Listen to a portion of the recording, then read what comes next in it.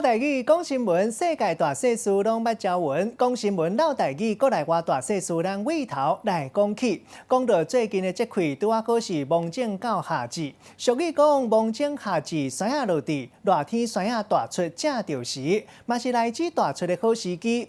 也毋过，有人食奶子烦恼有火气，要安怎食互退火困解落眠？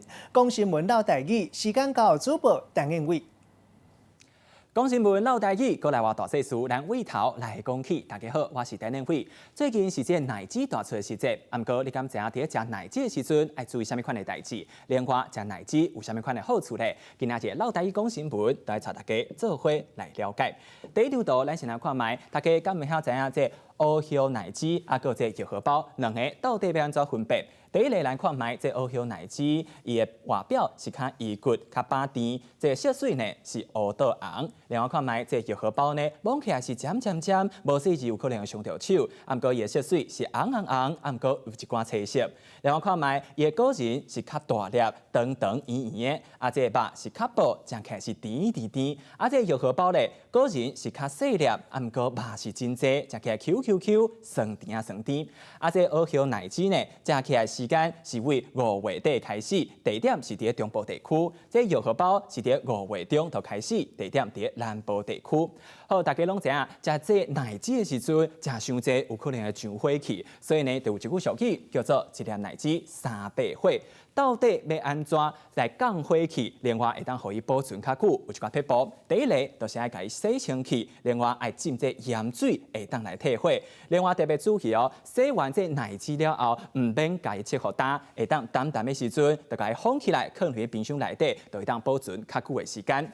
另外看卖食奶子的时阵，爱注意啥物款的代志咧？第一个就是袂当食伤济，因为咱知影食奶子的时阵有可能会上火气，所以大人平均一天是食10粒左右，啊囡仔是平均一天食5粒左右就好。另外看卖食奶子的时阵，袂当空白来食，因为内底有真侪糖，若是食伤济空白的时阵，有可能会互你的胃痛、胃胀胀。第三个就是袂当含一寡烧呛的物件做伙来食，亲像是鸡仔年，啊，搁有这红菜头等等的物件。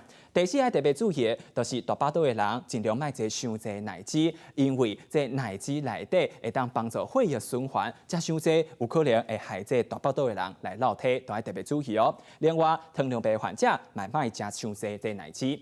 好，讲了真济食奶子爱注意的代志，啊，毋过食奶子其实嘛有真济好处。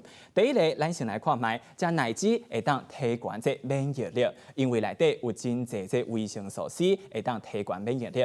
第二个，就是食奶子会当互你困了更较好，因为内底有这秘这物质会当互你困了更较入眠。第三个，就是奶子会当帮助消化，为虾米咧？因为内底有这纤维素，啊，搁有这水会当帮助消化，预防变价。